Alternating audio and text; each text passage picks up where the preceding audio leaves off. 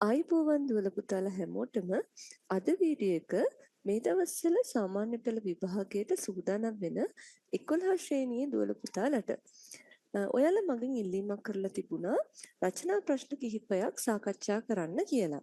ඉතින් අද මම හිතුවා ඔයාලගේ ප්‍රශ්න පත්‍රයේ රචනා කොටසේ එන ජීව විද්‍යාව ප්‍රශ්න කිහිපයක් සාකච්ඡා කරලා ඔයාලගේ විභාගයට උදව්වක් වෙන්න.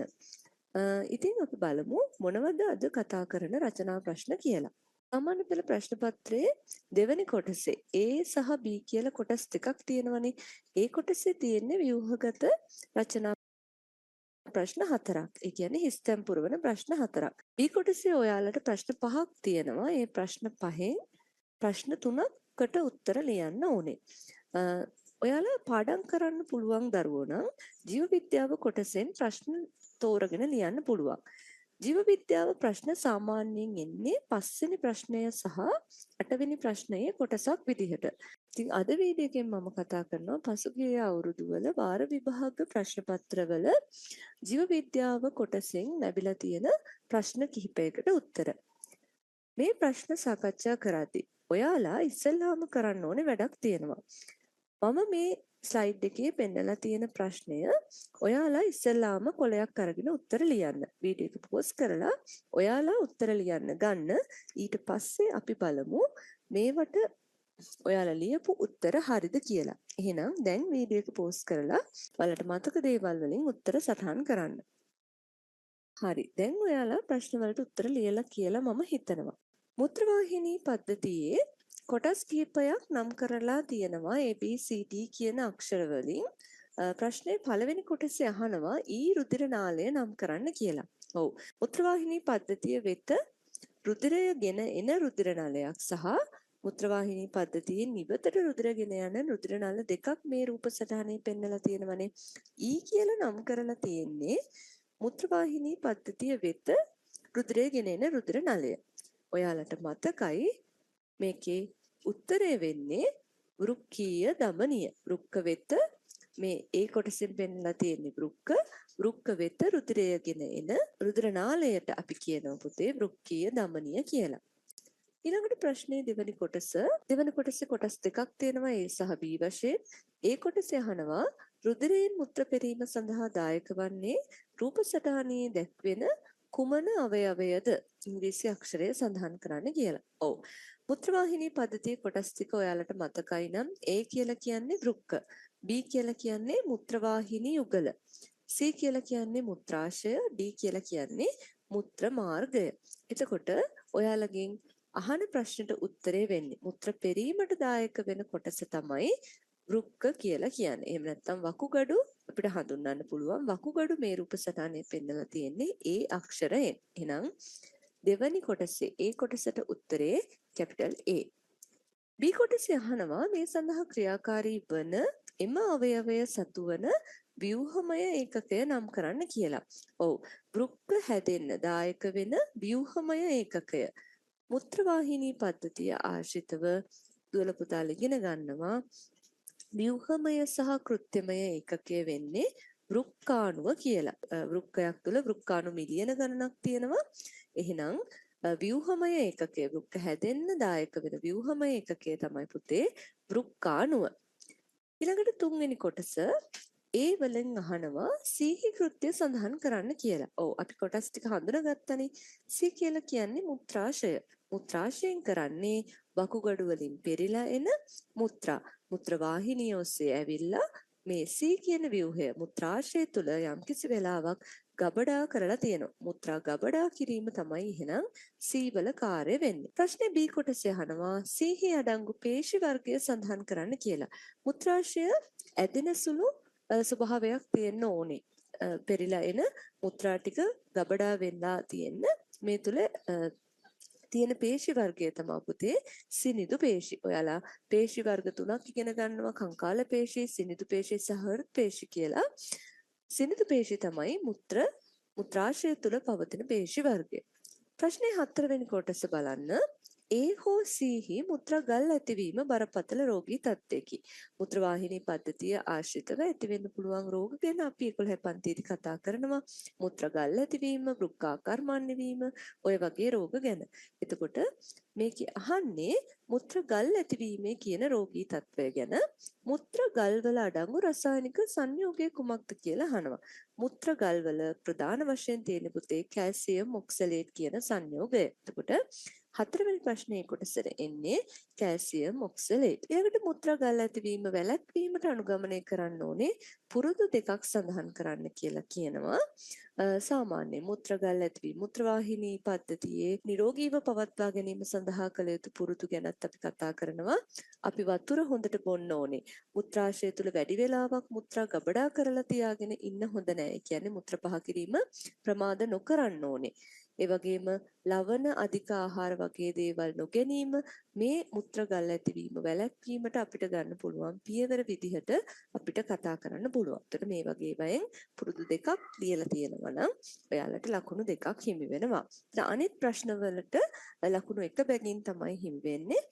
බලන්න පුතේ ඔයාලා ලියපු උත්තර හරියද මොනවද ඔයාලට වැරදුණු තැන් කියලා.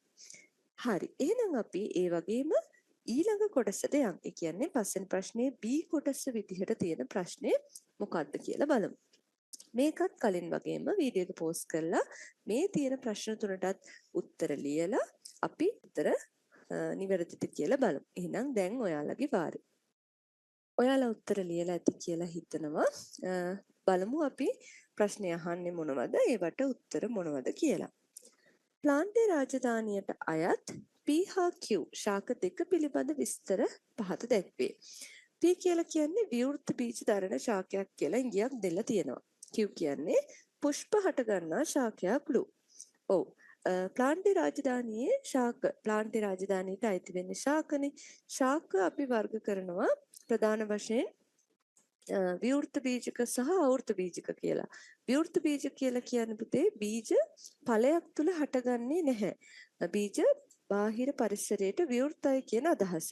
අවෘත බීජක කියලා කියන්නේ බීජය ඵලයක් තුල ආවරණය වෙලා තමයි තියෙන්නේ. ඒ කියන්නේ ගොඩක් වෙලාවට මල් හටගන්නා ශාක වලින් හටගන්නේ ඵලයක්නේ. එතකොට සපුෂ්ප ශාක අපුෂ්ප ශාක කියලා පුංචි පන්ති වල වර්ග කරපු මල් හටගන්නා ශාකවලට තමයි අපි කියන්නේ සාමාන්‍යයෙන් අවෘත බීජක ශාක කියලා.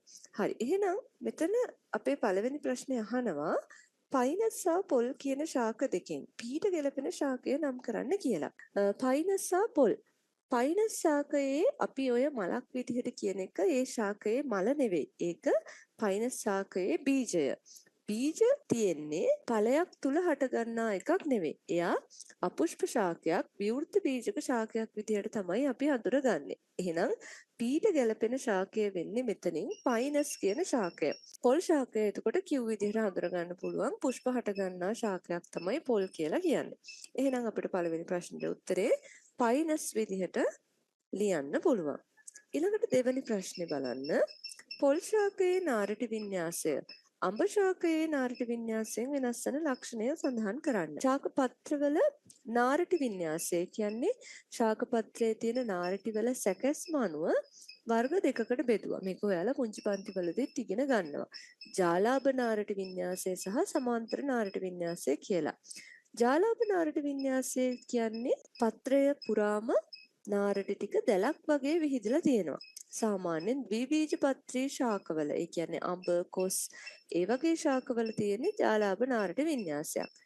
ප්‍රධාන නාරටියට සමාන්තරව නාරටි විහිදිලා තියෙන ඒකබීජපත්‍රී ශාකවල සාමාන්‍යයෙන් තියෙන්නේ සමාන්තර නාරටි වින්‍යාසයක්. එහෙනම් පොල් ශාකය කියලා කියන්නේ සමාන්තර නාරටි වින්‍යාසයක් තියෙන ශාකයක්. අඹ ශාකයේ නාරටි වින්‍යාසය ජාලාභයි. එහෙනම් වෙනස් වෙන ලක්ෂණය පොල් ශාකයේ නාරටි වින්‍යාසය සමාන්තරව නාරටි වින්‍යාසයක් වීම අඹ ශාකයේ නාරටි වින්‍යාසයෙන් වෙනස් වන ලක්ෂණයක් විදිහට අපිට හඳුනා ගන්න පුළුවන්. ඊළඟට තුන්වෙනි ප්‍රශ්නය ඒකේ කොටස් දෙකක් තියෙනවා A හා B කියලා. ඒ කොටසේ අහනවා පොල් ශාකයේ පරාගන කාරකය කුමක්ද කියලා. පරාගනය කියලා කියන්නේ දුවල පුතාලා මතක් කරගත්තොත් එහෙම එක් පුෂ්පයක නිපද වෙන පරිණත පරාග වෙනත් පුෂ්පයක කලංකය මත තැන්පත් වීමේ ක්‍රියාවලිය. පරාගණය සිදු වෙන්න උදව් වෙන දේවල් තමයි පරාගන කාරක කියලා කියන්නේ. පරාගන කාරක වර්ග කීපයක් තියෙනවා. සතුන් මගින්, ජලය මගින්, සුළඟ මගින් වගේ ක්‍රමවලින් පුෂ්පවල පරාගණය සිද්ධ වෙනවා. මෙතනදී අහන්නේ පොල් ශාකයේ පරාගන කාරකය. පොල් ශාකයේ පුමංගී පුෂ්ප සහ ජයංගී පුෂ්ප කියලා පුෂ්ප වර්ග දෙකක් තියෙනවා. පොල් ශාකය ඒකලිංගික පුෂ්ප දරන ශාකයක්. පොල් ශාකයේ පුමංගී පුෂ්පවල නිපද වෙනවා පරාග. ජයංගී පුෂ්පවල නිපද වෙන්නේ ඩිම්බ. එතකොට පොල් ශාකය ගොඩක් වෙලාවට පරාගණය සිද්ධ වෙන්නේ පුතේ සුළඟ මගින්. සමහර අවස්ථාවල කෘමීන් මගින් පරාගණය සිද්ධ වෙන අවස්ථාවක් තියෙනවා. මෙතන අහන්නේ ප්‍රධාන පරාගන කාරකයක්. එතකොට වඩා හොඳයි උත්තරේ ලියනවා නම් සුළඟ නැත්තම් වාතය කියන එක. ඊළඟට B කොටසේ අහනවා පොල් ශාකයේ පරාගණය සාර්ථක කර ගැනීමට පුමංගී පුෂ්පවල දක්නට ලැබෙන අනුවර්තනයක් ලියන්න කියලා. ඔව්. පුමංගී පුෂ්පවල සාමාන්‍ය සුළඟ මගින් පරාගණය වෙන හැම පුෂ්පයකම වගේ පරාග විශාල සංඛ්‍යාවක් නිපද වෙනවා. එතකොට පුමංගී පුෂ්ප වැඩිපුර පැවතීම අපිට ගන්න පුළුවන් එක අනුවර්තනයක් කියලා. ඊළඟට මේවා හුලඟට හොඳට ව්‍යාප්ත වීම සඳහා වාතයට නිරාවරණය වෙන විදිහට තමයි සකස් වෙලා තියෙන්නේ. ඒ වගේම පරාගධානී හුලඟට හෙළවෙන විදිහට සකස් වෙලා තියෙනවා. ඒකට අපි කියනවා මධ්‍ය දෝලී රේණු පැවතීම කියලා. ඊළඟට මණිපත්‍ර දලපත්‍ර නොතිබීම ගන්න පුළුවන් අපිට පොල් ශාකයේ පරාගණය හොඳින් සිද්ධ වෙන දක්වන අනුවර්තනයක්. හැඩ ගැසීමක් විදිහට. ඒතකොට ওই වගේ ඒවායින් එක අනුවර්තනයක් ලියලා තියෙනවා නම් දුල පුතාලට ලකුණක් ලැබෙනවා. මේ ප්‍රශ්නේම C කොටසකුත් තියෙනවා. අපි බලමු C කොටසින් අහලා තියෙන ප්‍රශ්න මොනවද කියලා. කලින් වගේම ඔයාලා මේකටත් උත්තර ලියලා අපි උත්තර කතා කරමු. ඔව්. C කොටසේ පළවෙනි ප්‍රශ්නය විදිහට අහලා තියෙන්නේ සෛලය සම්බන්ධ පාඩමෙන් අහන ප්‍රශ්නයක්. පෘෂ්ඨවංශී සත්ත්ව සෛලයක යම් යම් කෘත්‍යයන් කීපයක් දීලා තියෙනවා. ඒ කෘත්‍යයන් ඉටු කරන්න සෛලය තුල තියෙන පුංචි ව්‍යුහ. අපි ඒවට කියනවා සෛල ඉන්ද්‍රයිකා කියලා. ඒ ඉන්ද්‍රයිකා නම් කරන්න කියලා තමයි කියන්නේ. සීවල පළවෙනි කොටසේ ඒ කියන කෘත්‍ය තමයි ආවේනික ලක්ෂණ ගබඩා කිරීම. ඊළඟ පරපුරට සම්ප්‍රේෂණය කිරීම. සෛලයක ඇතුලේ තියෙන කොටස් ටික ඔයාලා 6 වෙනි පාඩමේදී 10 වසරේ 6 වෙනි පාඩමේදී මේ ගැන කතා කරනවා. ඒ සෛල ඉන්ද්‍රයිකාවල කෘත්‍යයන් දැනගන්න ඕනේ. සෛලයක් තුළ තියෙන ආවේනික ලක්ෂණ ගබඩා කිරීම සහ ඊළඟ පරපුරට සම්ප්‍රේෂණය කිරීමේ කාර්ය ප්‍රධාන වශයෙන්ම කරන්නේ සෛලේ ක්‍රියා පාලනය කරන න්‍යෂ්ටිය මගින්. එතකොට ඔයාලා මේකේ පළවෙනි කොටසේ ඒ විදිහට න්‍යෂ්ටිය කියන උත්තරේ ලියන්න ඕනේ. ඔයාලා වර්ණදේහ කියන පිළිතුර ලියලා තිබ්බොත් ඒක වැරදි. මොකද වර්ණදේහ කියලා කියන්නේ න්‍යෂ්ටිය තුල පවතින දෙයක්. ඉන්ද්‍රයිකාව වෙන්නේ න්‍යෂ්ටිය. එනිසා මතක තියාගන්න ආවේනික ලක්ෂණ ගබඩා කිරීම ඊළඟ පරපුරට සම්ප්‍රේෂණය කරන ඉන්ද්‍රයිකාව වෙන්නේ න්‍යෂ්ටිය. ඊළඟට B කොටස කෘත්‍ය විදිහට දීලා තියෙන්නේ ජීවක්‍රියා සඳහා අවශ්‍ය ශක්තිය ජනනය කිරීම. ඔව් ජව පොළවල් විදිහට අපි හඳුන්වන මයිටොකොන්ඩ්‍රියමෙන් තමයි සෛලයට අවශ්‍ය ශක්තිය නිෂ්පාදනය කිරීම සිද්ධ වෙන්නේ. B කොටසට උත්තරේ වෙන්නේ මයිටොකොන්ඩ්‍රියම. C සාවී ද්‍රව්‍ය නිපදවීම හා අසුරා තැබීම. මේ කෘත්‍ය කරන්නේ ගොල්ගි දේහ වලින්. එතකොට ඔයාලා සෛලයක් තුළ තියෙන ඉන්ද්‍රයිකාවල එක් එක් කෘත්‍යයන් මතක් කරගන්න ඕනේ. අපිට මේ ප්‍රශ්නේ දීලා තියෙන කොටස් තුනට අදාළ ඉන්ද්‍රයිකා ටික දැන් අපි හඳුනගත්තා. දෙවෙනි කොටස බලන්න අදාළ සෛලයේ න්‍යෂ්ටිය තුල වර්ණ දේහ 46ක් පවතී. සාමාන්‍ය මානව දේහය තුල වර්ණ දේහ 46ක් තියෙනවා න්‍යෂ්ටියක් තුල. එතකොට අපි මේක හිතමු මානව සෛලයක් කියලා. මෙම සෛලය උණන විභාජනයට ලක් වූ විට ලැබෙන දුහිතෘ සෛල සතු ලක්ෂණ දෙකක් සඳහන් කරන්න කියලා අහනවා. ඔව් විභාජනය සෛලයක් විභාජනය වෙන ආකාර දෙකක් දුර පුතාලා ඉගෙන ගන්නවනේ. උණන විභාජනයයි අනුණන විභාජනයයි. එතකොට සාමාන්‍යයෙන් පුතේ උණන විභාජනය සිද්ධ වෙන්නේ ජන්මාණු හැදෙද්දී. ජන්මාණු ජනනයේදී. ජන්මාණු කියලා කියන්නේ සාමාන්‍යයෙන් මානව සෛලයක නම් ශුක්‍රාණු සහ ඩිම්බ සෛල. අනිකුත් අවස්ථාවල ඒ කියන්නේ සෛල අලුත් සෛල හැදෙන අවස්ථාවල කලල විකසනයේදී මේ හැම වෙලාවෙම සිද්ධ වෙන්නේ අනුණන විභාජනයක්. මෙතන ප්‍රශ්නේදී අහන්නේ මේ සෛලයේ ඌණන විභාජනයට ලක් වුණොත් දුහිතෘ සෛලයේ සතු ලක්ෂණ දෙකක්. ඌණන විභාජනයේදී හැම වෙලාවෙම හැදෙන්නේ තියෙන වර්ණ දේහ සංඛ්‍යාවෙන් අඩක් තියෙන වර්ණ දේහ සංඛ්‍යාවක් තියෙන සෛල දෙකක්. එතකොට ඔයාලට ලියන්න පුළුවන් දුහිතෘ සෛලයේ සතු ලක්ෂණ දෙකක් නේ අහන්නේ. මෙන්න මේ වගේ ලක්ෂණ මොනවද? එකිනෙකට සර්වසම නොවීම. හැදෙන සෛල එකිනෙකට සර්වසම වෙන්නේ නැහැ. ඒ කියන්නේ මාතෘ සෛලයයි දුහිතෘ සෛලයයි වෙනස් වෙනවා. ප්‍රභේදන ඇතිවීමෙන් තමයි උණන විභාජනයක් හැම වෙලෙම වෙන්නේ. මාතෘ සෛලයට වඩා වෙනස්. ඊළඟට වර්ණ දේහ 23 බැගින් තිබීම. දැන් ප්‍රධාන සෛලයේ මාතෘ සෛලයේ වර්ණ දේහ 46ක් තියෙනවා කියලා මෙතනදී කියනවා. මේ ඌනන විභාජනයේ සිද්ධ වුණාම මම කිව්වා වර්ණ දේහ සංඛ්‍යාව අඩක් වෙනවා කියලා. එහෙනම් වර්ණ දේහ 23 බැගින් තමයි සෛල වලට ලැබෙන්නේ. ඌනන විභාජනයක් සිද්ධ වුණාම සෛල 4ක් ලැබෙනවා. අනුන විභාජනයේදී සෛල 2යි හැදෙන්නේ. උණ විභාජනයේදී සෛල 4ක් හැදීම සිද්ධ වෙනවා. එතකොට මෙන්න මේ වගේ ලක්ෂණ දෙකක් ලියලා තියෙනවා නම් ඔයාලට ලකුණු ගන්න පුළුවන්. ප්‍රශ්නේ B කොටස බලන්න. එම දුහිතෘ සෛල පොදුවේ හඳුන්වන්නේ කෙසේද කියලා අහනවා. අපිට කියන්න පුළුවන් ඒවට ජන්මානු කියලා. මොකද මම කිව්වා උණන විභාජනය හැම වෙලෙම සිද්ධ වෙන්නේ ජන්මානු ජනනයේදී. සෛලයක් උණන විභාජනයට ලක් වෙලා හැදෙන දුහිතෘ සෛල වලට අපිට කියන්න පුළුවන් පුතේ ජන්මානු කියන නම. ඊළඟට තුන්වෙනි ප්‍රශ්නේ බලන්න. ඒකේ ඒ කොටස අදාළ පෘෂ්ඨවංශිකයාගේ කලල විකසනයේදී සිදුවන්නේ කුමන විභාජනයේද කියලා අහනවා. කලල විකසනයේදී සිද්ධ වෙන්න විභාජන වර්ගය තමයි පුතේ අනූනන විභාජනය. මම කිව්වා ඌනණය වෙන්නේ ජන්මානු ජනනයේදී. අනිත් අවස්ථාවල ශරීරයේ පටක වර්ධනය, අලුත් සෛල ඇතිවීම, කලල විභාජනය මේ හැම එකකදීම වෙන්නේ අනූනන විභාජනයක් කියලා. එහෙනම් තුන්වෙනි කොටසේ ඒ වලට අපිට ලියන්න පුළුවන් අනූනන විභාජනය කියලා. එහිදී ලැබෙන දුහිතෘ සෛල මානව සෛලයේ සමග සමාන වන මූලික ලක්ෂණය කුමක්ද කියලා අහනවා. ඔව් ප්‍රශ්නේ හොඳට තේරුම් ගන්න. එහිදී ලැබෙන දුහිතෘ සෛල ඒ කියන්නේ මේ කලල විකසනයකදී හැදෙන දුහිතෘ සෛල මානව සෛලයත් එක්ක සමාන මූලික ලක්ෂණය තමයි පුතේ එතන තියෙන වර්ණ දේහ සංඛ්‍යාව 46ක්ම තමයි උරුම වෙන්නේ. අනුන විභාජනයේදී වර්ණ දේහ අඩක් බවට පත් වෙන්නේ මාතෘ සෛලයේ වර්ණ දේහ සංඛ්‍යාවයි දුහිතෘ සෛලයේ වර්ණ දේහ සංඛ්‍යාවයි සමානයි. එතකොට මූලික ලක්ෂණයේ විදිහට මෙන්න මේ ලක්ෂණය අපිට ලියන්න පුළුවන්. ලකුණු 20ක ප්‍රශ්නයක් මෙන්න මේ විදිහට නිමා වෙනවා. ජීව විද්‍යාව කොටසේ ඔයාලට ලැබෙන්න පුළුවන් තවත් ප්‍රශ්නයක් ගැන අපි බලමු. හරි මේ ප්‍රශ්නටත් එහෙනම් කලින් වගේම වීඩියෝ එක පෝස්ට් කරලා ඔයාලා උත්තර ලියන්න.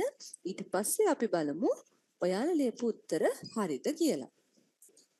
හරි ප්‍රශ්නේ අහනවා ආර්ථික චක්‍රයේදී ස්ත්‍රියකගේ රුධිරයේ හෝමෝන දෙකක සාන්ද්‍රණය කාලය සමග වෙනස් වන ආකාරය පහත ප්‍රස්ථාරයේ දැක්වේ. පළවෙනි කොටසේ අහනවා ඩිම්බ මෝචනය සිදුවේ යයි අපේක්ෂා කරන්නේ චක්‍රයේ කුමන දිනකදීද කියලා. ඔව් අපි ආර්ථව චක්‍රය ගැන කතා කරනවා ස්ත්‍රී ප්‍රජනක පද්ධතිය යටතේදී. එතනදී අපි කතා කරන්නේ ආර්ථව චක්‍රයේ සිදුවෙන සිදුවීම් මාලාව ප්‍රධාන ස්ථාන දෙකක් ආශ්‍රිතව. ඒ තමයි ඩිම්බ කෝෂය තුළ සිද්ධ වෙන වෙනස් වීම සහ ගර්භාෂය තුළ සිද්ධ වෙන වෙනස් වීම. එතකොට මේ ප්‍රස්ථාරය දැක්කපු ගමන් දුවල පුතාලට අඳුර ගන්න පුළුවන් වෙන්න ඕනේ ප්‍රස්ථාරයේ දක්වලා තියෙන්නේ මොන ස්ථානයේ ආශ්‍රිතව සිදුවෙන වෙනස් වීමද කියලා. දැන් මෙතනදී ලුටෙයිකරණ හෝමෝනය සහ සිවුනිකා උත්තේජක හෝමෝනය කියන හෝමෝන දෙක ගැන සඳහන් වෙලා තියෙනවා. ඒතර මේ දෙක ගැන සඳහන් වෙන්නේ පුතේ ඩිම්බ කෝෂය තුළ සිදුවෙන වෙනස් වීම යටතේ තමයි අපි සාකච්ඡා කරන්නේ. මෙතනදී අහන පළවෙනි ප්‍රශ්නෙට උත්තරේ ඩිම්බ මෝචනය සිදුවේයයි අපේක්ෂා කරන්නේ චක්‍රයේ කුමන දිනකදීද? දැන් මේ ප්‍රස්ථාරයේ පළමු කොටසේ පෙන්වන්නේ ඩිම්බ කෝෂය තුළ සිදුවෙන සිවුනිකා අවධිය කියන දින 14ක කාල සීමාව. 14 වෙනි දිනෙන් පස්සේ 14 ඉඳලා 28 දක්වා තියෙන දින 14 අපි කතා කරන්නේ ලුටියල් අවධිය කියන එක යටතේ.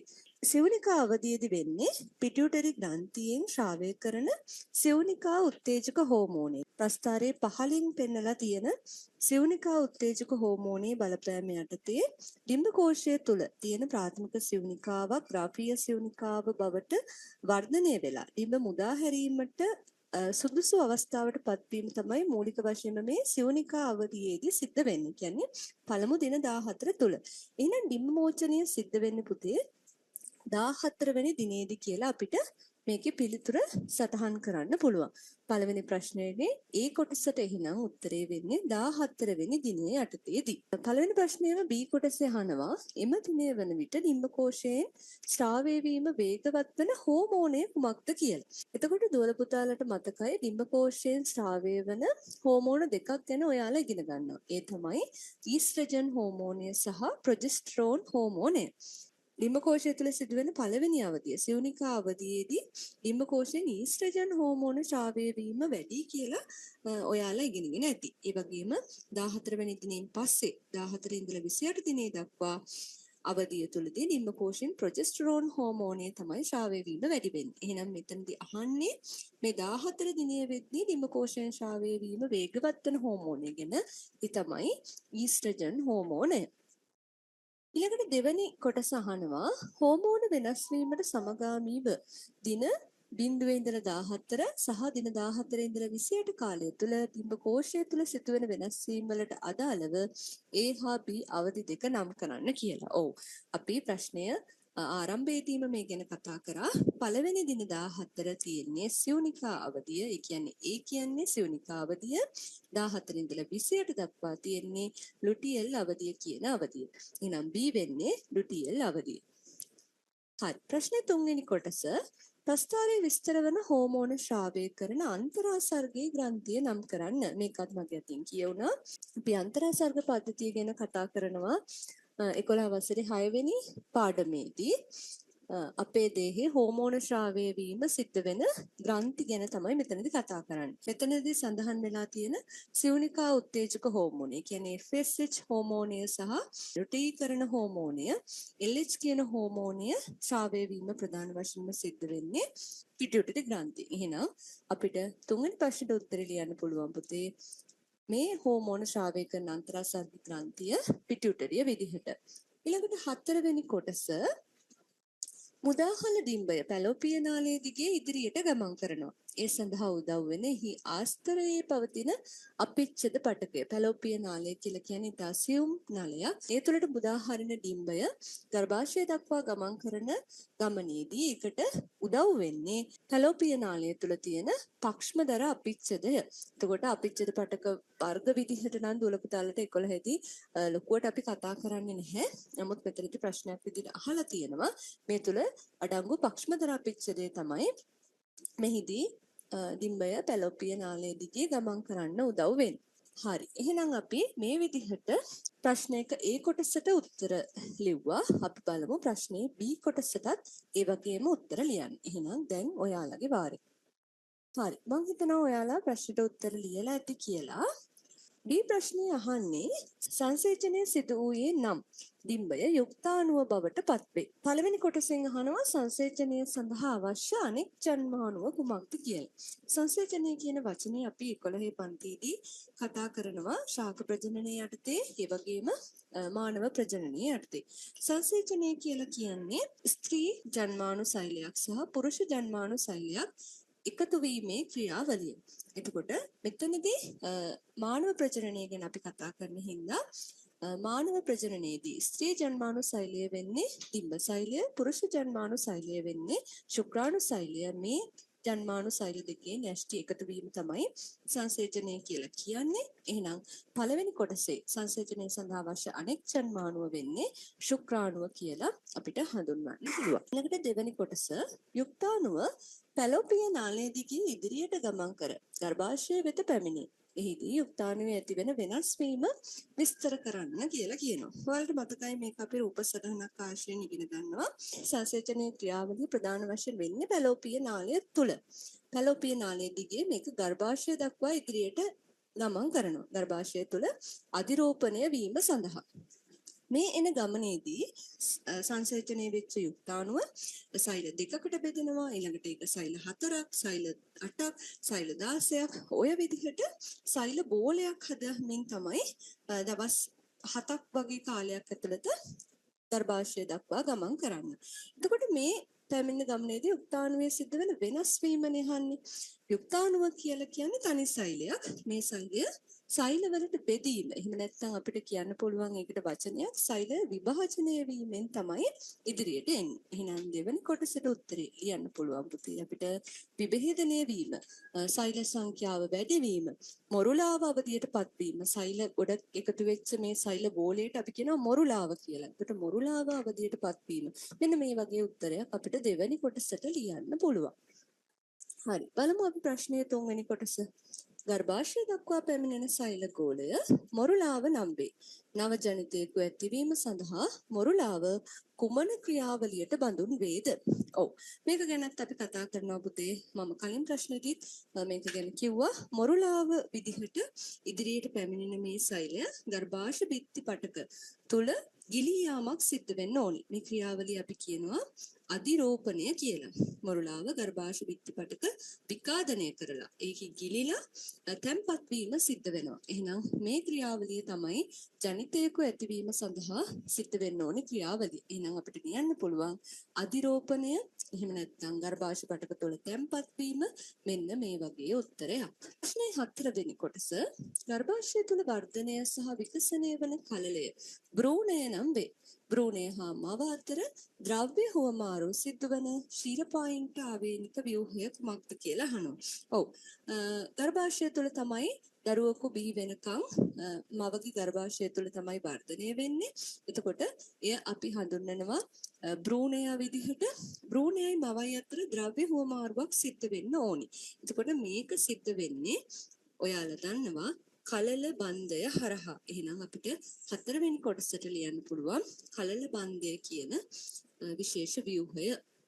කලල බන්ධය තුළ විසරණය වෙච්ච පෝෂක ද්‍රව්‍ය ඔක්සිජන් භ්‍රූණයට පරිවහනය කරලා භ්‍රූණය මගින් ඉපද වෙන අපද්‍රව්‍ය බැහැර කිරීම සිද්ධ වෙන්නේ ඊළඟට පෙකණි වැල ඔස්සේ. එතකොට මෙන්න මේ වගේ ක්‍රියාවලිය ගැන අපි ප්‍රජනන පාඩමේදී විශේෂයෙන් කතා කරනවා. හරි. එතකොට අපි කතා කරේ 8 වෙනි ප්‍රශ්නයක් විදිහට දීලා තියෙන ප්‍රශ්නයක කොටසක් අපි බලමු.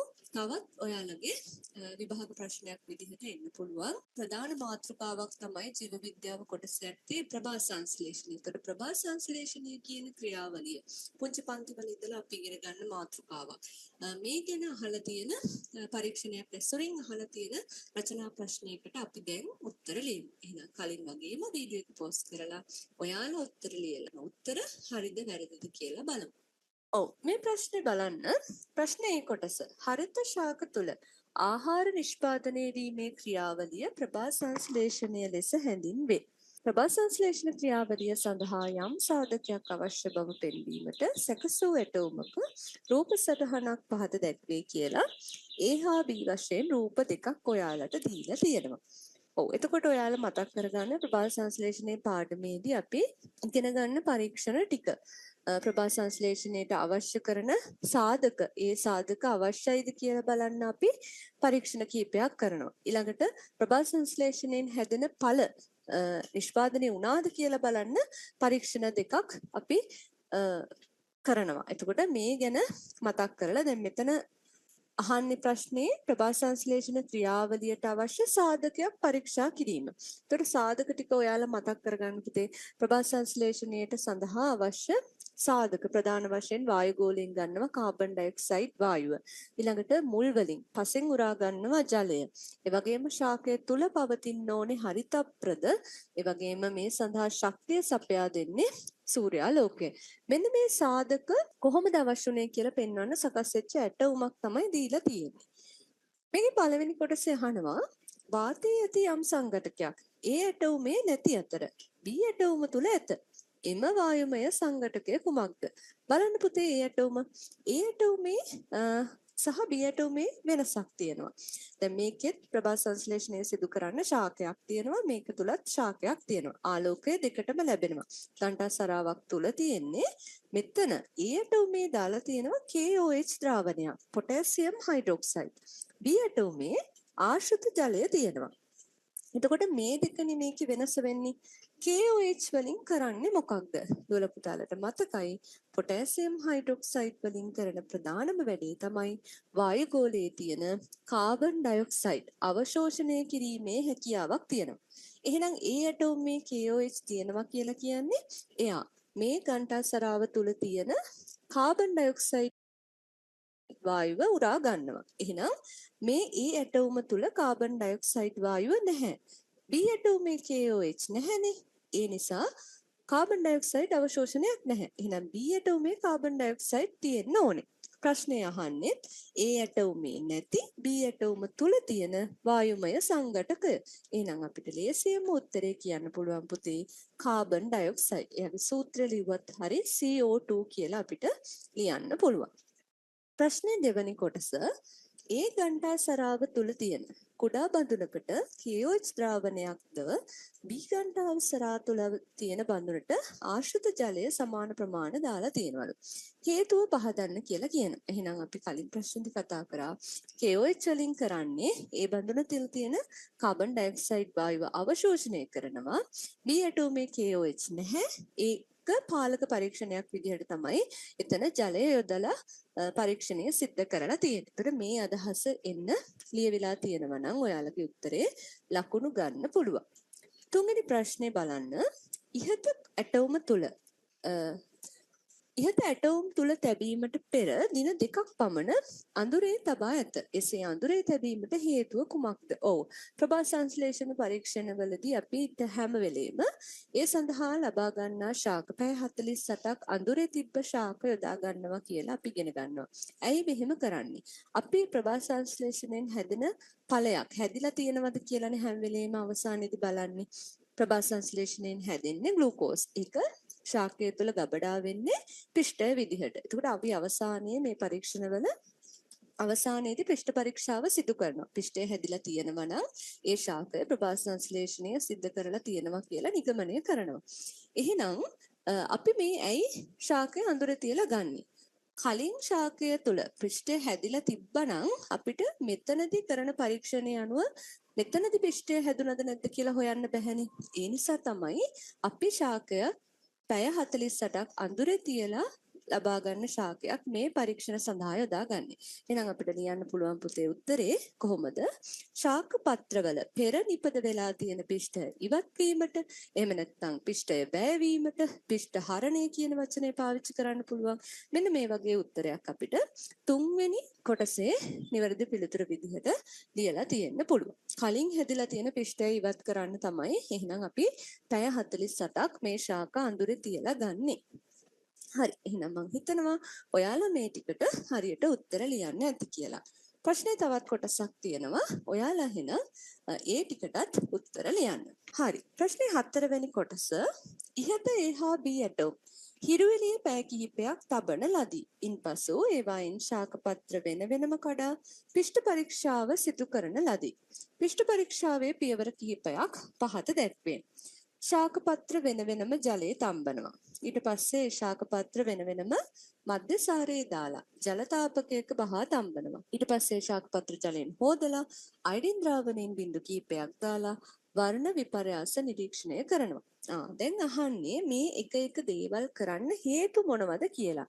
බලන්න 4 වෙනි කොටසේ ඒ ශාකපත්‍ර ඇයි ජලයේ දාලා තම්බන්නේ කියලා අහනවා. මොකද්ද මේකට හේතුව? ඔව් මේ පරීක්ෂණ ගැන අපි කතා කරද්දී මේ සිදු කරන සෑම ක්‍රියාවලියකටම හේතු සහිතව අපි කතා කරනවා.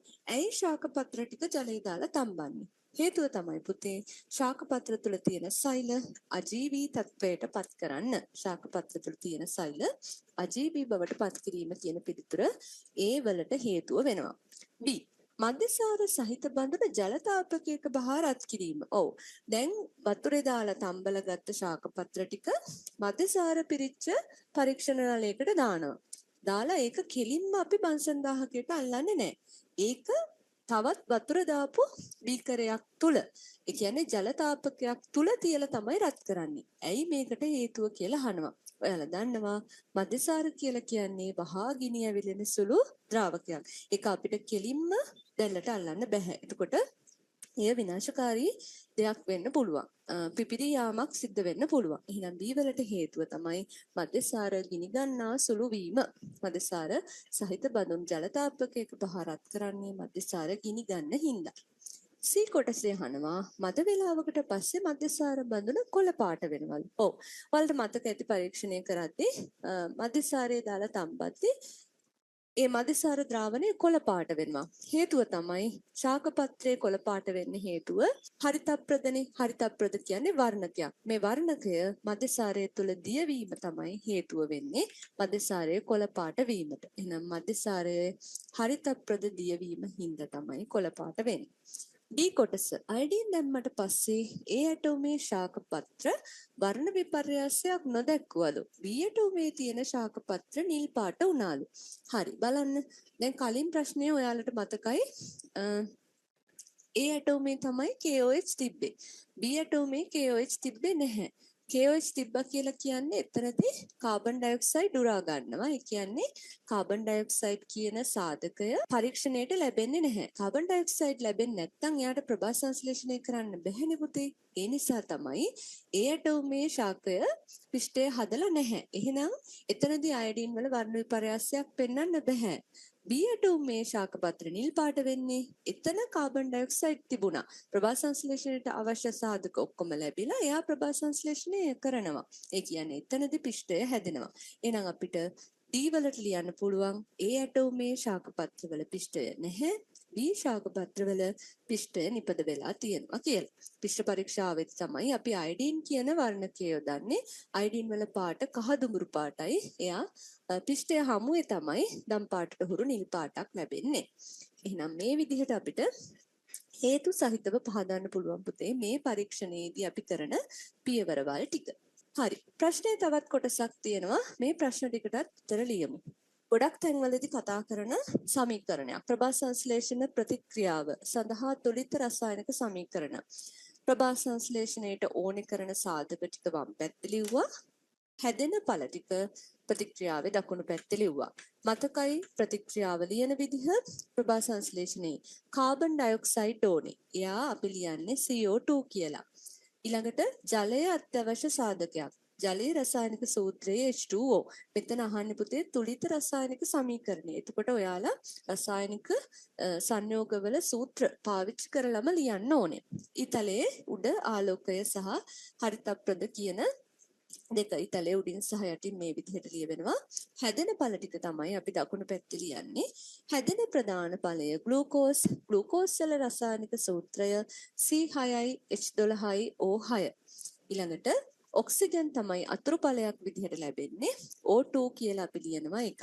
එතකොට ප්‍රතික්‍රියාවේ තුලිත සමීකරණයක් නහන්නේ. වම් පැත්තේ පරමාණු සංඛ්‍යාවයි දකුණු පැත්තේ පරමාණු සංඛ්‍යාවයි සමාන වෙන්න ඕනේ. මේ සමීකරණේ නම් ඔයාලා ගොඩක් විලාවට හැමතැනදීම අහන සමීකරණයක් හින්දා අමුතුවෙන් තුලිත කරන්න ඕනේ. ඔයාලා මතක තියාගන්න කාබන් ඩයොක්සයිඩ් ජලය ඔක්සිජන් කියන තුන් දෙනාටම ඉස්සරහින් 6 ඉලක්කමක් එනවා කියලා. මොකද මෙතන C6යිනේ කාබන් 6ක් තියෙනවා වම් පැත්තේ. එතකොට ඒක සමාන වෙන්න තමයි මෙතන 6ක් දාලා තියෙන්නේ. එතකොට හයිඩ්‍රජන් 12ක් තියෙනවා. එතකොට මෙතන H2 තියෙන හින්දා ඉස්සරහින් 6ක් දැම්මහම 6 වරක් එක 12ක් වෙනවා. ඊළඟට ඔක්සිජන් මේ පැත්තේ 6යි මෙතනදී එතකොට 6 ඒව දෙකක් ආවහම මේ පැත්තේ තියෙන ඔක්සිජන් සංඛ්‍යාව තුලිත කරන්න තමයි නැවත දකුණු පැත්තට ඔක්සිජන් ඉස්සරහින් 6ක් දාන්නේ. එතකොට ඒක ඔයාලා 6 ඉලක්කම් තුනක් මේ කියන සංයෝග තුනට ඉස්සරහින් එනවා කියන එක මතක තියාගන්න. ඒක ඔයාලට නිකන් අමාරුවෙන් තුලිත කරනවට වඩා ලේසි වෙයි. හරි ඊළඟට අහනවා 6 වෙනි ප්‍රශ්නය ප්‍රභා සංශ්ලේෂණයේ ගෝලීය වැදගත්කම. ඔව්. ගෝලීය වශයෙන් මේක කොහොමද වැදගත් වෙන්නේ? ප්‍රභා සංශ්ලේෂණය ශාක ආහාර නිෂ්පාදනය කරන්නේ නැත්නම් කිසිම ජීවියෙකුට පැවැත්මක් නැහැ. නේ හැමෝම යැපෙන්නේ ශාක මත. එහෙනම් සියලුම ජීවීන්ට ඍජුව හෝ වක්‍රව ආහාර සපයන්නේ ප්‍රභා සංශ්ලේෂණයෙන්. ඒ වගේම මෙයා ප්‍රභා සංශ්ලේෂණ ක්‍රියාවලියට කාබන් ඩයොක්සයිඩ් වැය කරනවා. එතකොට ඔක්සිජන් කියන දේ පරිසරයට දෙනවා. ශ්වසනයේට මිනිස්සු ගන්න ඔක්සිජන් පිට කරන්නේ කාබන් ඩයොක්සයිඩ්. එතකොට මේ ඔක්සිජන් සහ කාබන් ඩයොක්සයිඩ් පරිසරයේ අසමතුලිතතාවයක් තියෙනවා. ඒක තුලිතව පවත්වා ගන්න ලොකු දායකත්වයක් දක්වනවා ප්‍රභා සංශ්ලේෂණ ක්‍රියාවලිය. ඒ වගේම කාබන් චක්‍රය පවත්වා ගන්න ඕනේ වෙනවා. මෙන්න මේ වගේ ගෝලීය වශයෙන් වැදගත් අවස්ථාවක් ලියලා තියෙනවා නම් ඔයාලට උත්තරේ ලකුණු ලබා ගන්න පුළුවන්. හරි. එහෙනම් මේ විදිහට අපි ප්‍රභා සංශ්ලේෂණය කියන කොටසට අදාළ ප්‍රශ්නෙකුත් සාකච්ඡා කරා. එහෙනම් අපි තවත් ප්‍රශ්නයක් බලමු. මේක ප්‍රශ්නේ ඒ කොටසනේ. අපි එහෙනම් බලමු B කොටස විදිහට දීලා තියෙන ඒ ප්‍රශ්නයේම ඉතුරු කොටස. එහෙනම් ඔයාලා කලින් වගේම මේ ටිකටත් උත්තර ලියලා අපි උත්තර සාකච්ඡා කරමු. හරි. මේ ප්‍රශ්නෙට අපි උත්තරේ බලමු. ලේ ඥාතීන් අතර සිදුවෙන විවාහ හේතුවෙන් ඉදිරි පරම්පරාවට සම්ප්‍රේෂණය වීමට වැඩි සම්භාවිතාවයක් සහිත ආවේනික රෝගයක් ලෙස තැලසීමියාව සැලකිය හැක. ඉහත රෝගයේ රෝගී අවස්ථාවේ සහ වාහක අවස්ථාවේ ප්‍රවේණි දර්ශ වෙන වෙනම සඳහන් කරන්න කියලා කියනවා. රෝගී අවස්ථාවේ ප්‍රවේණි දර්ශයයි වාහක අවස්ථාවේ ප්‍රවේණි දර්ශයයි. ප්‍රවේණී පාඩමේදී පුතේ අපි ඉගෙන ගන්නවා මිනිසාට ඇති වෙන්න පුළුවන් ප්‍රවේණික ආබාධ ගැන. එතනදී ලිංග ප්‍රතිබද්ධ ප්‍රවේණිය නිසා ඇතිවෙන ප්‍රවේණික ආබාධ ගැන වෙනම කතා කරනවා. ජානවල සිදුවෙන යම් යම් විකෘතිතා නිසා ඇතිවෙන ප්‍රවේණික ආබාධ ගැන වෙනම කතා කරනවා. එතකොට මේ තැලසීමියාව කියන රෝගය ගැන අපි මේ පාඩමේදී ඉගෙන ගන්නේ ජාන වල සිදුවෙන යම් විකෘතිතාවයක් නිසා ඇතිවෙන ප්‍රවේණික ආබාධයක් විදිහට. එතකොට ඔයාලා මේ පාඩමේදී ඉගෙන ගන්න තවත් වචන දෙකක් තමයි පුතේ රූපානුදර්ශයයි ප්‍රවේණි දර්ශයයි කියන වචන දෙක. දැන් අපි දන්නවා යම්කිසි ලක්ෂණයක් සඳහා ජාන යුගලක් දක්වන ප්‍රකාශයෙන් තමයි ඒ ජීවියාගේ ජාන ප්‍රකාශය සිද්ධ වෙන්නේ. දැන් ජානයක් කියලා කියන්නේ මොකක්ද කියලා මතක් කරගත්තොත් එහෙම මොකක්ද ජානයක් කියලා කියන්නේ? යම් ලක්ෂණයක් සඳහා වග කියන DNA අණුවක තියෙන නිශ්චිත භෂ්මාණු පිළිවෙලක්. එතකොට මේ ජානවල සිදුවන විකෘතතාවයක් නිසානේ මේ තැලසීමියාව කියන ලෙඩේ ඇති වෙන්නේ. රෝගී අවස්ථාවයි වාහක අවස්ථාවයි තමයි ප්‍රශ්නේදී අහන්නේ. රෝගී අවස්ථාව කියලා කියන්නේ ඒ පුද්ගලයාට රෝගය තියෙනවා. තැලසීමියාව කියන රෝගය තියෙනවා. වාහක අවස්ථාව කියන්නේ අදාළ පුද්ගලයාට රෝගය නැහැ. නමුත් ඉදිරි පරම්පරාවට සම්ප්‍රේෂණය කිරීමේ හැකියාව තියෙනවා. එතකොට මෙතන අහන්නේ ප්‍රවේණි දර්ශය වෙන වෙනම සඳහන් කරන්න කියලානේ. ඔයාලා දන්නවා ජානවල තියෙනවා පුතේ ප්‍රමුඛ ජානයයි නිලීන ජානයයි කියලා. සාමාන්‍යයෙන් ප්‍රමුඛ ජානය තියෙන අවස්ථාවක ගොඩක් තැන්වලදී ඒක නිරෝගී අවස්ථාවක් කියලා අපිට සඳහන් කරන්න පුළුවන්. නිලීන ජාන දෙකක් එකට තිබ්බහම තමයි ගොඩක් වෙලාවට රෝගී වෙන්නේ.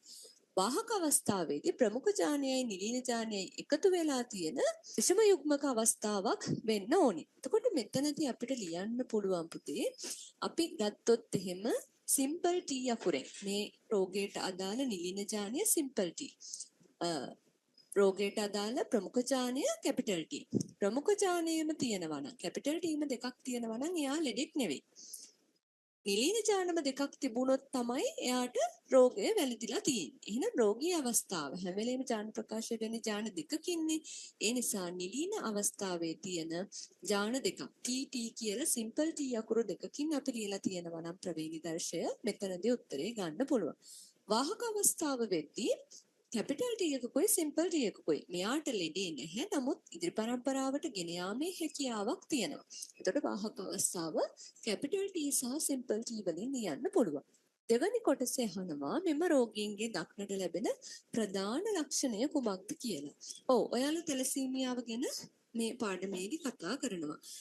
තැලසීමියාව කියලා කියන ලෙඩේදී වෙන්නේ දෛහික වර්ණදේහයක තියෙන හිමොග්ලොබින් නිෂ්පාදනයට බලපාන ජානීය විකෘති වෙලා ඇතිවෙන ආබාධ තත්ත්වයක්. හිමොග්ලොබින් නිෂ්පාදනය කියලා කියන්නේ අපේ දේහයේ තියෙන රුධිර වර්ණකය. හිමොග්ලොබින් වලින් කරන්නේ මොකක්ද? අපේ ඇඟේ ඔක්සිජන් පරිවහනය සඳහා උදව් වෙන්නේ මේ හිමොග්ලොබින් වර්ණකය. අපි ආශ්වාස වාතයෙන් ලබා ගන්න ඔක්සිජන් සම්බන්ධ වෙන්නේ හිමොග්ලොබින් එක්ක. ඊට පස්සේ හදනවා පුතේ ඔක්සි හිමොග්ලොබින් කියන සංඝටකය. ඒ කරලා තමයි අපේ දේහය තුළ ඔක්සිජන් පරිවහනය කරන්නේ. එතකොට හිමොග්ලොබින් නිෂ්පාදනය අඩාල වුණොත් තැලසීමියා රෝගීන්ගේ දක්නට ලැබෙන ප්‍රධාන ලක්ෂණය වෙන්නේ නිරක්තිය. ඒ කියන්නේ එයාලගේ ඇඟ සුදු වැලිවීමක් සිද්ධ වෙනවා. එතකොට මෙතනදී ප්‍රශ්නේ අහන්නේ මේ රෝගීන්ගේ දක්නට ලැබෙන ප්‍රධාන ලක්ෂණය කුමක්ද කියලා. එහෙනම් අපිට කියන්න පුළුවන් පුතේ රක්තහීනතාවය, නිරක්තිය. හිමොග්ලොබින් කියන වර්ණකය අඩුයි. නිෂ්පාදනය කරන්නේ නැහැ. ඒ ජානය නැහැ. ඒ නිසා ඇඟ සුදු මැලිවීමක් තියෙන රක්තහීනතාවය, නිරක්තිය කියන උත්තරේ අපිට ලියන්න පුළුවන්. තුන්වෙනි ප්‍රශ්නය අහනවා මේ රෝගීන්ගේ සෛලවලට ඔක්සිජන් සැපීම දුර්වලයි. එසේ වන්නේ ඇයි? මං කියලා දුන්නා නේ. ඔක්සිජන් පරිවහනයට ඕනේ වෙන්නේ හිමොග්ලොබින්. හිමොග්ලොබින් නිෂ්පාදනය අඩාල වීමක් තමයි මේ රෝගයේ ප්‍රධාන ලක්ෂණය. මොකද ඒ හිමොග්ලොබින් නිෂ්පාදනය කරන ජානයේ විකෘතිතාවයක් තමයි මේ ආබාධයට හේතුව. එහෙනම් ඔක්සිජන් පරිවහනයට අවශ්‍ය හිමොග්ලොබින් නිෂ්පාදනය අඩාල වීම කියන උත්තරේ ලිව්වනම් හරි. හතරවෙනි කොටසේ අහනවා තැලසීමියා රෝගිය ඇතිවීමට හේතුව කුමක්ද? ඔව්. ප්‍රශ්නයේ ආරම්භයේදීම කතා කරා මේ කියන්නා වූ ප්‍රවේණික ආබාධ එකක් ඇති වෙන එක විදිහක් තමයි ජාන විකෘති. අනිත් එක තමයි ලිංග ප්‍රතිබද්ධ ප්‍රවේණී ආබාධ. ලිංග ප්‍රතිබද්ධ ප්‍රවේණියේදී ඔයාලට මතකයි අපි ඉගෙන ගන්නේ හිමෝෆීලියාව සහ රතුකොළ වර්ණන්තතාවය ලිංග වර්ණ දේහ මත ජානයක පිහිටීමේ වෙනසක් හින්දා තමයි ඒ ලෙඩ ඇති වෙන්නේ. තැලසීමියා රෝගියට හේතුව එතකොට පුතේ ජාන විකෘතිතාවයක්. ජාන විකෘති කියන උත්තරේ ලිව්වනම් හරි. හරි. අපි බලමු ප්‍රශ්නේ C කොටස. ඒකටත් ඔයාලා උත්තර ලියලා අපි උත්තර සාකච්ඡා කරමු. හරි. රූපයක් දීලා තියෙනවා ඉලෙක්ට්‍රෝන අන්වීක්ෂයෙන් පේන දර්ශීය සෛලයක්. අපි සෛලය කියන පාඩම ගැන කතා කරනවා 10 වසරේ 6 වෙනි පාඩමේ. ශාක සෛලයයි සත්ත්ව සෛලයයි අතර ප්‍රධාන වෙනස්කම්, ඒක ඇතුලේ තියෙන සෛලය ඇතුලේ තියෙන පුංචි ව්‍යුහ අපි ඒවට කිව්වා සෛල ඉන්ද්‍රයිකා කියලා. දර්ශීය සෛලය කියන වචනේ ඉගෙන ගන්නවා. දර්ශීය සෛලයක් කියලා කියන්නේ සෛලයක් තුළ තියෙන්න පුළුවන් සියලුම ඉන්ද්‍රයිකා තියෙනවා කියලා සැලකිත සෛලයක්. හරි. එතකොට රූපයේ පෙන්වලා තියෙන කුමන සෛලයක්ද කියලා අහනවා. එතකොට ඔයාලා රූප සටහන දැක්ක ගමන් ශාක සෛලයයි සත්ත්ව සෛලයයි හඳුනා ගන්න මේ වෙද්දි පුළුවන් ඇති කියලා මං හිතනවා. මැද විශාල රික්තයක් තියෙනවා. ඒ වගේම වටේට සෛල බිත්තිය තියෙනවා. මේ දෙකෙන් තමයි ප්‍රධාන වශයෙන් අපි හඳුනගන්නේ ශාක සෛලයයි සත්ත්ව සෛලයේ වෙනස. ශාක සෛලවල විතරයි සෛල බිත්තිය තියෙන්නේ. විශාල මධ්‍ය රික්තක තියෙන්නේ ශාක සෛලවල විතරයි. එහෙනම් රූපයේ පෙන්වලා තියෙන්නේ ශාක සෛලයක්. දෙවැනි කොටසේ අහනවායි හඳුනා ගැනීමට ඉවහල් වූ ලක්ෂණ ලේසි අපි කතා කරා සෛල බිත්තිය තිබීම විශාල රික්තකය සමහර අවස්ථාවල හරිත ලව කියන උත්තරේ ලියන්න පුළුවන්. මොකද හරිත ලව තියෙන්නේ ශාක සෛලවල විතරයි. ඊළඟට තුන්වෙනි කොටස A B C කොටස් හඳුනාගෙන ඒවයින් කරන කාර්ය බැගින් ලියන්න කියලා කියනවා. ඔව්. කොටස් හඳුනගමු ඊට පස්සේ අපි කාර්ය බලමු. A පෙන්නලා තියෙන්නේ සෛල බිත්තිය. මොකක්ද සෛල බිත්තියෙන් කරන්නේ? දැන් බිත්තියකින් කරන්නේ ආරක්ෂාවනේ. අපේ ගෙදර උනත් බිත්තියක් බැඳලා තියෙන්නේ ආරක්ෂාවට. එහෙනම් සෛල බිත්තියෙන් කරන්නේ ආරක්ෂාව. එහෙම නැත්නම් අපිට කියන්න පුළුවන් සෛලයේ හැඩය පවත්වා ගැනීම සන්ධාරණය වගේ කාර්යනොත් මේකෙන් සිද්ධ වෙනවා. B කොටස B ව්‍යුහය පෙන්වලා තියෙන්නේ මයිටොකොන්ඩ්‍රියම කියන ඉන්ද්‍රයිකාව. මොකද්ද මයිටොකොන්ඩ්‍රියමෙන් කරන්නේ? ස්වාය ශ්වසන ප්‍රතික්‍රියා සිද්ධ වෙලා ශක්තිය නිපදවීම. එහෙනම් B කොටසේ කාර්ය වෙන්නේ ස්වාය ශ්වසනය නැත්නම් ශක්තිය නිපදවීම. C කොටස තමයි පුතේ හරිත ලවය ශාක සෛලවල පමණක් තියෙන ව්‍යුහයක් සත්ත්ව සෛලයෙන් වෙනස් වෙනවා. හරිත ලවයෙන් කරන්නේ ප්‍රභා සංශ්ලේෂණයට උදව් වෙනවා. හරිතප්‍රද කියන වර්ණකය හදන්නේ මේ හරිත ලව තුල. එහෙනම් ප්‍රභා සංශ්ලේෂණය සිදු කිරීම කියන උත්තරේ අපිට ලියන්න පුළුවන්. හරිම ලේසි මේ ප්‍රශ්නේ ඔයාලට ලේසියෙන්ම ලකුණු ගන්න පුළුවන් කොටසක් විදිහට මේ C කොටසේ ප්‍රශ්න තුන අපිට මතක් කරගන්න පුළුවන්. හරි අපි බලමු තවත් ප්‍රශ්නයක්. ඔයාලා මේ ප්‍රශ්නෙටත් උත්තර එහෙනම් කලින් වගේම වීඩියෝ එක නවත්තලා ලියන්න. ඊට පස්සේ උත්තර ටික මොනවද කියලා ඔයාලගේ හරි වැරදි ලකුණු කරගමු. මේක 8 වෙනි ප්‍රශ්නයක් විදිහට ප්‍රශ්න පත්‍රයක තිබුණු ප්‍රශ්නයක්. බලමු. ඒ කොටසේ අහනවා මිනිසාගේ ශ්වසන ක්‍රියාවලියේ එක් අවස්ථාවක බාහිර ශ්වසනය සිදුවීම. නාස් කුහරය තුළින් වාතය ගමන් කරද්දී ආශ්වාස වාතයේ සිදුවන ප්‍රධාන වෙනස්කමක් සඳහන් කරන්න. ඔව්. ශ්වසනය කියන ක්‍රියාවලිය අපි 11 වසරේ 6 වෙනි පාඩමේදී අපේ ශරීරයේ තියෙන පද්ධති ගැන ඉගෙන ගන්නවානේ. එතකොට ශ්වසන පද්ධතිය ගැනත් මෙතනදී කතා කරනවා. එතකොට මේ පාඩමේදී අපි ප්‍රධාන වශයෙන්ම ශ්වසන පද්ධතියේ ආශ්‍රිතව සිද්ධ වෙන ශ්වසන ක්‍රියාවලිය ගැන අවස්ථා තුනක් යටතේ කතා කරනවා. පළවෙනි අවස්ථාව තමයි පෙනහළු සහ බාහිර පරිසරය අතර සිදුවෙන වායු සංසරණය. අපි ඒකට කියනවා බාහිර ශ්වසනය කියලා. ඊට පස්සේ ගර්ත තුල සිදුවන වායු හුවමාරුව සහ සෛල ඇතුලේ සිදුවෙන ශ්වසනය අපි ඒකට කියනවා සෛලීය ශ්වසනය කියලා. මේ කොටස් තුන යටතේ කතා කරන්නේ. එතකොට පළවෙනි ප්‍රශ්නයේ යොමු වෙන්නේ බාහිර ශ්වසනයට අදාළව. නාස් කුහරෙන් වාතය අපේ දේහය තුළට ඇතුළු වෙනවා. අපි ඒකට කියනවා ආශ්වාසය කියලා. දේහයේ හැදෙන අපද්‍රව්‍ය පිට කරනවා. ඒකට කියනවා ප්‍රාශ්වාසය කියලා. බලමු ප්‍රශ්නේ අහන්නේ නාස්කුහරය තුලින් වාතය ගමන් කරද්දී ආශ්වාස වාතයේ සිදුවන ප්‍රධාන වෙනස්කමක්. ඔව් හරිම ලේසියි. මොනවද ආශ්වාස වාතයට වෙන්නේ? අපේ ආශ්වාස වාතය ප්‍රධාන වශයෙන්ම තෙත්වීමක් සිද්ධ වෙනවා. ඊළඟට ආශ්වාස වාතය ශරීර උෂ්ණත්වයට පැමිණීම වෙනවා. ඊළඟට නාසය ඇතුලේ පක්ෂම පිහිටලා තියෙන හින්දා වාතයේ තියෙන දූවිලි අංශු ඔය වගේ දේවල් මේ පක්ෂම තුන රැඳෙනවා. එතකොට ආශ්වාස වාතයේ අපද්‍රව්‍ය ඉවත් වීමකුත් සිද්ධ වෙනවා. මෙන්න මේ වගේ වෙනස්කම් වලින් එක වෙනස්කමක් ලියලා තියෙනවා නම් ඔයාලට ලකුණක් ලබා ගන්න පුළුවන්. දෙවැනි කොටස ආශ්වාසයේදී මහා ප්‍රාචීරයේ පේශි සහ අන්තර්පර්ශක පේශි ක්‍රියා කරන්නේ කෙසේද කියලා අහනවා. ඔව්. දැන් ආශ්වාසයේදී ප්‍රධාන වශයෙන් වෙන්නේ මොකක්ද? පෙනහැලි තුළට වාතය ඇතුළු වෙනවා. එතකොට පෙනහළු වල පරිමාව වැඩි වෙන්න ඕනේ. පෙනහළු වල පරිමාව වැඩි කරගන්න නම් උරස් කුහරයේ පරිමාව වැඩි වෙන්න ඕනේ. උරස් කුහරයේ පරිමාව වැඩි කරගන්නේ යම් වෙනස්කම් දෙකක් සිද්ධ වෙලා. එකක් තමයි අන්තර්පර්ශක පේශි සංකෝචනය වෙනවා. එතකොට පර්ශු ටික ඉහළට ඉස්සිලා උරතලයේ ඉස්සරහට නිරනවා. ඒත් එක්කම මහා ප්‍රාචීරයේ පේශි ටිකත් සංකෝචනය වුණාම මැද ප්‍රදේශයෙන් පහත් වෙලා වක්‍රභාවය අඩුවීමක් වෙනවා. එතකොට මේ ක්‍රියාවලියේ ප්‍රතිඵලයක් විදිහට තමයි උරස් කුහරයේ පරිමාව වැඩි වෙන්නේ. පරිමාව වැඩි වුණාම ඒ තුළ තියෙන පීඩනය අඩු වෙලා බාහිර පරිසරයේ තියෙන පීඩනය වැඩි, ඇතුළේ පීඩනය අඩුයි. පීඩනය වැඩි තැන ඉඳලා පීඩනය අඩු පෙනහළු දක්වා නාස් මාර්ගය ඔස්සේ වාතය ඇතුළු වීම සිද්ධ වෙනවා. එහෙනම් මෙතන අහන්නේ අන්තර්පර්ශක පේශි, මහා ප්‍රාචීරයේ පේශි දෙකම ක්‍රියා කරන්නේ කොහොමද කියලා. එහෙනම් අපිට පොදුවේ ලියන්න පුළුවන් පුතේ. දෙකම මොකද වෙන්නේ? සංකෝචනය වීමක් තමයි සිද්ධ වෙන්නේ. සංකෝචනය වෙලා පෙනහළු තුළ පරිමාව වැඩි කරගන්න උදව් වෙනවා. එහෙනම් දෙවැනි උත්තරයට අපිට ලියන්න පුළුවන් සංකෝචනය වීම කියලා. තුන්වෙනි කොටස මිනිසාගේ ශ්වසන පෘෂ්ඨය වෙන්නේ ගර්ථ බිත්තිය. කාර්යක්ෂම වායු හුවමාරුවකට ගර්ථ බිත්තිය අනුවර්තනය වෙලා තියෙන විදිය අහනවා. ඔව්. අපේ ශරීරය තුළ ගර්ථ පෘෂ්ඨය ගර්ථ තුළ සිදුවන වායු හුවමාරුව ගැන මේ ශ්වසනයටදී අපි වෙනම කතා කරනවා. නේද? නාස් කුහරයේ තියෙන ශ්වසනාලය, ශ්වසනාලිකා, අනුශාසනාලිකා ඔස්සේ ගමන් කරලා වාතය අවසානයේට ඇතුළු වෙන්නේ මේ ගර්ථවලට. ගර්ථික වාතයේ ඔක්සිජන් සාන්ද්‍රණය ගර්ථ වටා තියෙන කේශනාලිකා රුධිරයේ තියෙන ඔක්සිජන් සාන්ද්‍රණයට වඩා සාමාන්‍යයෙන් වැඩි. එතකොට ගර්ථවල ඉඳලා රුධිර කේශනාලිකාවලට ඔක්සිජන් වායුව විසරණය වීමක් වෙනවා. ඒ වගේම රුධිර කේශනාලිකා තුළ තියෙන කාබන් ඩයොක්සයිඩ් සහ ජල වාෂ්ප වගේ දේවල් ගර්ථික වාතයේ කාබන් ඩයොක්සයිඩ් ජල වාෂ්ප ප්‍රමාණයට වඩා වැඩි. එතකොට රුධිර කේශනාලිකාවල ඉඳලා ගර්ථ තුළට කාබන් ඩයොක්සයිඩ් උයි ජලයයි විසරණය වෙනවා. එතකොට මේක තමයි ගර්ථ තුළ සිද්ධ වෙන වායු හුවමාරුව කියලා කියන්නේ. ඔක්සිජන් ටික යනවා ආශ්වාස වාතයේ තියෙන ඔක්සිජන් ටික රුධිරයට එනවා. රුධිරයේ තියෙන කාබන් ඩයොක්සයිඩ් උයි ජල වාෂ්පයි නැවත රුධිර කේශනාලිකාවල ඉඳලා ගර්ථය තුළට එනවා.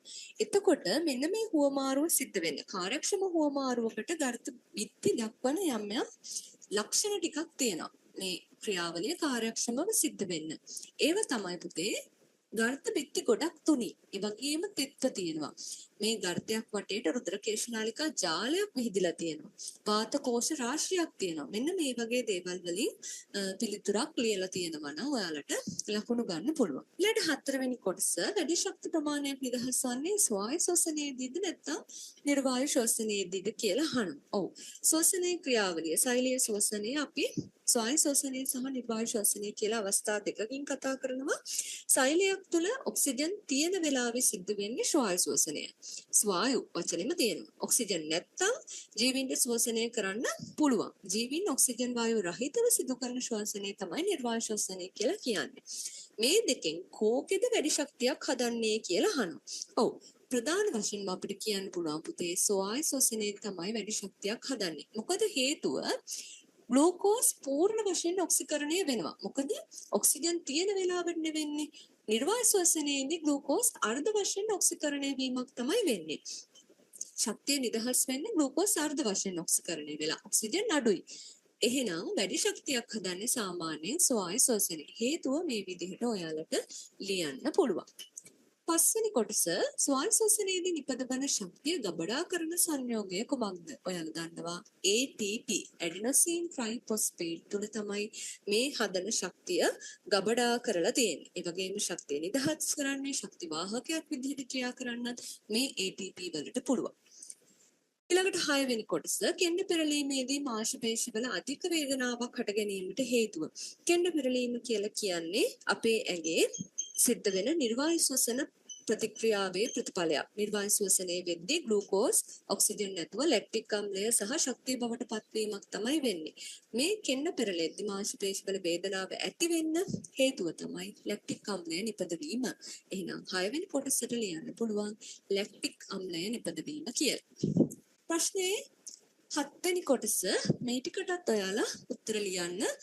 කාබනික සංයෝග හඳුනා ගැනීමට විද්‍යාගාරයේ සිදු කරන පරීක්ෂණාශිතප තමයි ප්‍රශ්නේ දීලා තියෙන්නේ. ඒ ක්‍රියාකාරකම් ටික මතක් කරලා උත්තර ලියලා බලමු අපි ඔයාලා ලියපු උත්තර හරිද කියලා. උත්තර ලියන්න ඇති කියලා මම හිතනවා.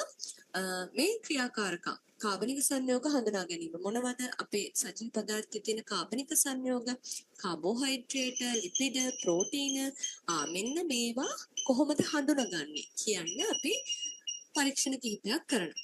බලන්න පළවෙනි එක ග්ලූකෝස් ද්‍රාවණයකට බෙනඩික් ද්‍රාවණයෙන් සල්ෆයක් එකතු කරලා ජල තාපකයක බහා රත් කිරීම. ග්ලූකෝස් කියලා කියන්නේ කාබෝහයිඩ්‍රේට් වර්ගයක්නේ. එතකොට එතනදී අපි කාබෝහයිඩ්‍රේට් පරීක්ෂා ටික ග්ලූකෝස් පරීක්ෂාව, පිෂ්ඨ පරීක්ෂාව කියලා කොටස් වශයෙන් අපි කතා කරනවා. ග්ලූකෝස් හඳුනා ගන්න අපි දාන්නේ බෙනඩික්. බෙනඩික් කියලා කියන්නේ නිල් පාට ද්‍රාවණයක්. මේක දාලා නිකන් තියන්න බෑ, ජලය රත් කරන්න ඕනේ. මොකක්ද වෙන්නේ කියලා අහනවා. නිරීක්ෂණයනේ අහන්නේ. මෙතනදී වර්ණ විපර්යාසයක්ම සිද්ධ වෙනවා පුතේ. ඒ වර්ණ ටික වෙන වෙනම ලිව්වත් කමක් නැහැ. එහෙම නැත්නම් අවසානයේ හැදෙන ඵලය විතරක් ලිව්වත් කමක් නැහැ. අපිට ප්‍රධාන වශයෙන් කියන්න පුළුවන් අවසානයේදී ලැබෙන්නේ ගඩොල් රතු පාට අවක්ෂේපයක්. එහෙම නැත්නම් නිල් පාටේ ඉඳලා දැන් බෙනඩික් නිල් පාටයි නිල් පාටේ ඉඳලා ගඩොල් රතු අවක්ෂේපය හැදෙනකන් සිද්ධ වෙන වර්ණ විපර්යාසයක ලියන්න පුළුවන්. නිල් පාට ඉස්සෙල්ලාම කොළ වෙනවා, කොළ කහ වෙනවා, ඊළඟට තැඹිලි, අවසානයේ තමයි ගඩොල් රතු අවක්ෂේපයක් හැදෙන්නේ. එහෙනම් මේ විදිහට පළවෙනි කොටසට නිරීක්ෂණ ටික ලියන්න පුළුවන්. B. පිෂ්ඨ ද්‍රාවණයට අයඩින් ද්‍රාවණයෙන් බිඳුවක් දෙකක් එක් කිරීම. පිෂ්ඨයට අයඩින් දානවා. අපි කලිනොත් ප්‍රශ්නයකදී කතා කරා අයඩින් කියන්නේ කහ දුඹුරු ද්‍රාවණයේ යුක්ත ප්‍රතිකාරකයක්. පිෂ්ඨය හමුවේ මෙයා නම් පාටට හුරු නිල් පාටක් ලැබෙනවා. එහෙනම් B වලට ලියන්න පුළුවන් තද නිල් පාට. එහෙම නැත්නම් දම් පාටට හුරු නිල් පාට ලැබීම. C. පොල්තෙල් වල ජලීය ද්‍රාවණයට සුඩෑන් 3 ප්‍රතිකාරකයන් ස්වල්පයක් එකතු කර හොඳින් සෙලවීම. පොල්තෙල් කියන්නේ ලිපිඩ. ලිපිඩ හඳුනා ගැනීමේ පරීක්ෂාවට විද්‍යාගාරයේදී යොදාගන්නේ පුතේ සුඩෑන් 3 ප්‍රතිකාරකය. සුඩෑන් 3 ප්‍රතිකාරකය රතු පාටයි. එතකොට තෙල් වලට දැම්මහම ගෝලිකා ලැබෙනවා. තෙල් ස්තරය රතු පාට වෙනවා.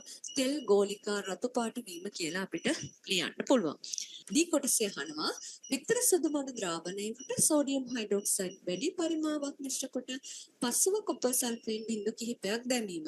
විතර සුදු මඩේ තියෙන ප්‍රෝටීනයක් ඇල්බියුමින් කියන ප්‍රෝටීනය. එතකොට ප්‍රෝටීන හඳුනා ගැනීමේ පරීක්ෂාව අපි පොදුවේ හඳුන්වනවා බයුරේට් පරීක්ෂාව කියලා. බයුරේට් පරීක්ෂාව යොදා ගන්න රසායනික ප්‍රතිකාරක දෙක මෙතන දීලා තියෙනවා. Sodium hydroxide copper sulphate. Copper sulphate නිල් පාටයිනේ. ටිකක් වෙලා තියලා තිබ්බහම මේ නිල් පාට ක්‍රමයෙන් දම් පාටකට හැරෙනවා. ද්‍රාවණීය රෝස දම්. එහෙම නැත්නම් තද දම් පාට වීම නිරීක්ෂණ විදිහට අපිට හඳුනා ගන්න පුළුවන්. හරි. එහෙනම් මෙන්න මේ විදිහට අපි ජීව විද්‍යාව කොටසට අයිති ප්‍රශ්න කිහිපයක් සාකච්ඡා කරලා ඔයාලගේ විභාගයට උදව්වක් වුණා. එහෙනම් ඔයාලගේ සාමාන්‍ය පෙළ විභාගෙට යන්න තව දින කිහිපයක් තියෙන්නේ. අපි මේ දින කිහිපය ඇතුළත රසායනික විද්‍යාව කොටසටත් භෞතික විද්‍යාව කොටසටත් අදාළ ප්‍රශ්න සාකච්ඡා කරන්න බලාපොරොත්තු වෙනවා. ඉතින් ඔයාලා channel එක subscribe කරලා තියාගන්න. මේ වගේම අලුත් වීඩියෝ එකකින් එහෙනම් අපි ඉක්මනින්ම නැවත හමු වෙමු.